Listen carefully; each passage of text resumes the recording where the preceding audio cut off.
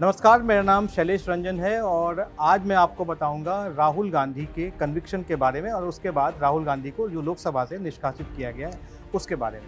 तो सबसे पहला सवाल ये उठता है कि आखिरकार राहुल गांधी को क्यों निष्कासित किया गया। तो उसके पीछे वजह यह है कि 23 मार्च को सूरत की एक अदालत ने राहुल गांधी को अवमानना के एक मामले में 2 साल की सज़ा सुनाई और सांसद और विधायक के लिए जो कानून है भारत में, उसके हिसाब से जैसे ही 2 साल की सज़ा अगर किसी को होती है तो वो डिस्क्वालीफाई हो जाता है अपने सदस्यता से और उसके आगे चुनाव लड़ने पर रोक भी लगती है। अगला सवाल ये उठता है कि आखिर किस कानून के तहत किसके तहत राहुल गांधी का डिस्क्वालिफिकेशन हुआ है।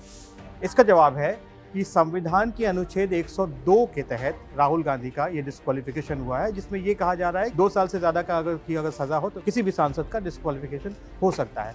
और जनप्रतिनिधित्व कानून की धारा 8 जो सबसे अहम है राजनेताओं के लिए, उसमें एक क्लॉज ये कहता है कि अगर आपकी सज़ा 2 साल से ज़्यादा की होती है तो आप उसमें ऑटोमेटिक डिस्क्वालीफाई हो जाते हैं। इसको लेकर पिछले 24-26 घंटों में लगातार ये बातें चलती रही थी कि राहुल गांधी ऑटोमेटिक डिस्क्वालीफाई हुए हैं या फिर उनको करना पड़ेगा। लेकिन लोकसभा सेक्रेटेरिएट की तरफ से जब ये बातें कही गई कि राहुल गांधी अब सांसद नहीं हैं, तो उस पर यह पूर्ण विराम लग गया। जो कानून है उस कानून के तहत एक है रिप्रेजेंटेशन ऑफ पीपल्स एक्ट और दूसरा कानून है जो कि संविधान के अनुच्छेद 102 के तहत। इन दोनों को एक साथ मिलाने के बाद ये डिस्क्वालिफिकेशन होता है। तीसरा सवाल ये है कि अब आगे क्या होगा, राहुल गांधी का अब क्या होगा।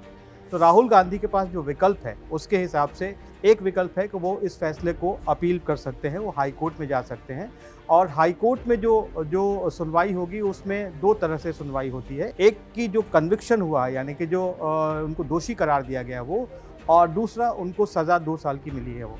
अगर हाई कोर्ट पूरी सज़ा पर रोक लगा दे, जो कन्विक्शन है उसके ऊपर रोक लगा दे, तो वैसी स्थिति में जो डिस्क्वालिफिकेशन है उसके ऊपर भी ये होगा कि डिस्क्वालिफिकेशन उनको होना चाहिए था या नहीं होना चाहिए, ये सवाल खड़े होंगे। अगर हाई कोर्ट रिलीफ न दे और सुप्रीम कोर्ट आगे कहता है कि उनको 2 साल की सज़ा जो मिली है उस पर सिर्फ ऑपरेटिव पार्ट पर रोक लगाई जाए, वैसी स्थिति में उनकी सदस्यता बरकरार नहीं रहेगी। चौथा सवाल इसमें ये भी बनता है कि अगर राहुल गांधी सांसद नहीं है तो आगे उनका क्या होगा।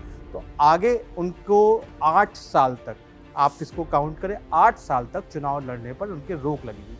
क्योंकि अगर 2 साल की सज़ा है और सांसद के तौर पे जिस दिन उनकी सज़ा खत्म होती है उस दिन से लेकर 6 साल तक वो किसी चुनाव में कंटेस्ट नहीं कर सकते। यानी 2024 और 2029 दोनों के चुनाव में राहुल गांधी चुनाव नहीं लड़ पाएंगे।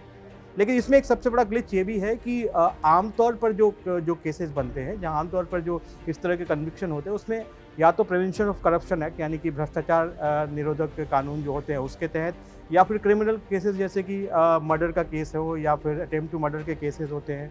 वैसी स्थिति में जो कन्विक्शन होते हैं उसमें ये कानून पूरी तरह से लागू है। लेकिन डिफेमेशन को लेकर मुझे लगता है कि संभवतः पहला ऐसा मौका है जिसमें 2 साल से की सज़ा हुई और तत्काल प्रभाव से उनकी सदस्यता को खत्म कर दी गई है। ये भी अपने आप में दिलचस्प होगा और देखना कि आगे इसमें कैसे मामला बनता है। तो फिलहाल के लिए इतना ही। नमस्कार।